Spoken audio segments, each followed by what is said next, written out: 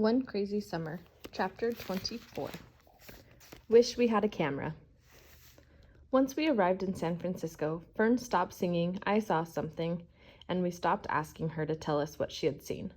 We got off the bus and were greeted by hippies hanging out by the bus stop.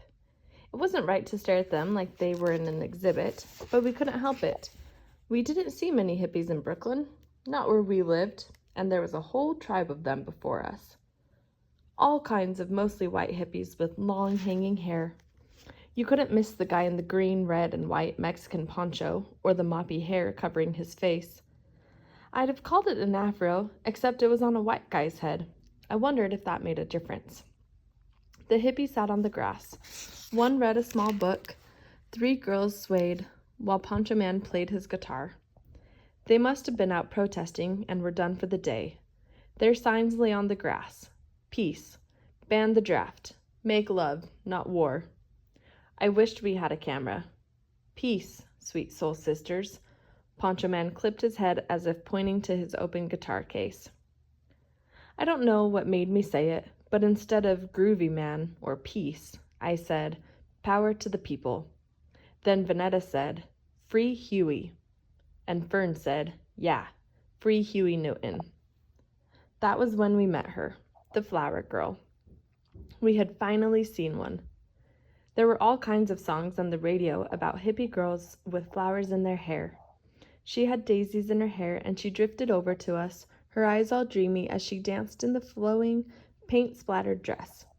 She took a daisy from her hair and gave it to Fern. Then she had to give one to Vanetta, because Vanetta wasn't about to be overlooked. Peace is power, sweet soul sisters. We wanted to crack up, but saved that for later. We took the flowers and dropped 2 nickels and 5 pennies in Poncho Man's guitar case. Even though I could have figured it out, I asked him where Grant Street was. He pointed east. We gave the hippies the peace sign and the power sign and walked over to Grant Street. We were excited by the sight of metal rails in the street. The cable car was second on my list of activities. Our first activity was sightseeing in Chinatown. You know when you're in Chinatown. The buildings are just like they are in China. That's a temple, I told my sisters. I had seen the pictures in National Geographic magazine and in the encyclopedia. Nothing compared to actually seeing the roofs, like tiled lampshades or hats. Dragons of every color, gold, red, blue, green, pink. Big heads with large fangs, big eyes, monstrous paws. We needed a camera. We shared a plate of dumplings and drank free tea. None of us could keep the dumplings between the chopsticks, so we used forks. After that, we found a place where all they did was make fortune cookies. They let us come in and watch the ladies slip fortunes inside flat yellow cookie dough and then fold the dough over. We bought 10 fortune cookies for $1. Our first fortune said, "You will travel far." I said, "We already did." Still, I put each pink and white strip of paper in my shoulder bag as souvenirs. Now we could say we had real Chinese fortune cookies in Chinatown. We gawked at all the window offerings. Green statues that I learned were carved jade, china dolls, fans, silk, and satin dresses with Nehru colors. I almost felt bad about not having more money to spend. "I want a kimono," Vanetta declared. "Me too, a blue one," Fern said. "A kimono is Japanese," I said, as if I knew the difference. "And where in Chinatown?" "It's the same thing," Vanetta said, "and I want one." "It is not," I told her, "and we have $5 exactly for souvenirs, so you're out of luck." While we were arguing about what was Chinese and what was Japanese, I noticed this family of 5 tall blonde people standing near us.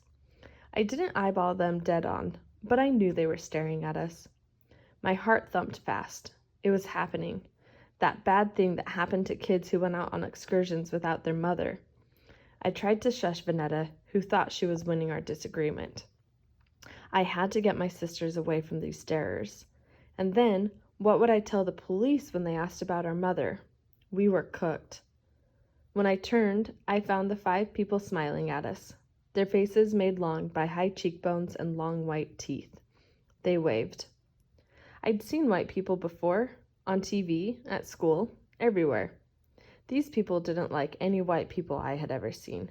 Even their skin was paler, their hair more white than yellow. I listened as they spoke to one another, probably about us, using flugel-schlugel words. Then, instead of taking pictures of all the Chinese people and the temples and dragons, they pointed their cameras at us. Vanetta started to pose movie star style, with one hand behind her head and the other on her slim hip. I grabbed Vanetta and Fern's hand and said, "Come on." I checked my Timex. It was almost 1 o'clock. That meant our time in Chinatown was up and we had to go on to our next activity, a ride on the cable car. We dashed over to where metal rails ran along the street and waited. Sure enough, at 1 o'clock on the nose, we were on to our next activity, a cable car ride from the tip-top of Chinatown all the way down to Fisherman's Wharf. We climbed aboard and I paid our fare. We stood because standing would be more fun going down that hill, and what a hill it was. It was a thrilling look down, down, down. The streets rolled like a dancing dragon. Hirohito didn't know the first thing about a hill. We needed a camera to get this hill. How steep, how long. We rode it all the way down to the wharf, cheering with every clang of the bell. We were now near the wharf. There were palm trees, real palm trees with sturdy trunks. Down here, palm trees made sense. They stood as palm trees were supposed to stand, reaching up to the sun, branches spread out wide, not like a sickly child too small and slouched over in someone's yard in Black Oakland. When we got off, we could see the Golden Gate Bridge perfectly well, but we took turns looking through the telescope right there on the walkway. Gazing out to the bridge, I felt what I almost felt on the airplane. It was the pure excitement of seeing the world. Even the seagulls were seagulier than the ones that flew and squawked around Coney Island. These wide-winged birds seemed bigger and majestic, both close up and far away. Or maybe it was that we could see and smell the ocean and the tar, salt, and wood from the wharf. I breathed in deep to get it all. Too bad there was no way to capture the wharf smell in a jar to take with me. For a minute I forgot I was with my sisters. Then I remembered what Papa had said, and I stopped myself from falling into the whiff of salt air and flying off with the seagulls like some dreamy flower girl. I was happy to be there, and that had to be good enough. There was no need to get glaze-eyed and forgetful. We stopped in a gift shop on the wharf. The man behind the counter set his eyes on us really hard. At first I thought it was because we were by ourselves, so I whispered to Vanetta and Fern to be extra well-behaved. But then I heard Cecil's last words in my head. His hard stare was for the other reason store clerk's eyes never let up. We were Black kids, and he expected us to be in his gift shop to steal. When he asked us what we wanted, I answered him like I was at the center, repeating after Sister Makumba or Sister Pat. We are citizens, and we deserve respect. I grabbed Fern by the hand and said, "Let's go." I had that Black Panther stuff in me, and it was pouring out at every turn. I figured it was all right. Papa wouldn't have wanted me to spend our money where we weren't treated with respect. But I was sure Big Ma would have wanted us to say, "Yes, sir," and "Please, sir," to show him we were just as civilized as everyone else. We walked farther down the wharf and found an old lady with a wooden cart to buy our souvenirs from. She carried mostly postcards, silver spoons, thimbles, and tiny drinking glasses that said, "Welcome to San Francisco." Her cart wasn't as nice as the gift shop, but she was toothless and happy to get our nickels and dimes. Since we didn't have a camera, I thought buying 10 postcards for 50 cents would be the next best thing. I told my sisters to each pick out 3 postcards, one to keep as a reminder of our San Francisco excursion, one to mail to Pa and Big Ma, and one to send to Uncle Darnell in Vietnam. I'd figured out later what we'd do with the leftover postcard. At least now we finally had something to show for flying all the way to California. We took the cable car to the bus stop and took the East Bay bus back to Oakland. We talked and talked about all the things we had seen, and the hippies, and the tall blonde white people, and the red and golden dragons, and the steep hills, and the cable car, and the seagulls, and dumplings, and everything. Wouldn't Cecil be surprised when we told her where we went? Then I felt bad because we didn't get her anything from the souvenir cart. I hadn't thought about her at all, and guilt began to have its way with me. I told my sisters, "We're selfish. We didn't buy anything for Cecil." Before we got too quiet, stewing in our selfishness, Vanetta said, "She wouldn't want it anyway." Good old Vanetta. Fern and I agreed with her. Shirley wouldn't. In a way, I was glad to be back in Black Oakland, the sun still shining.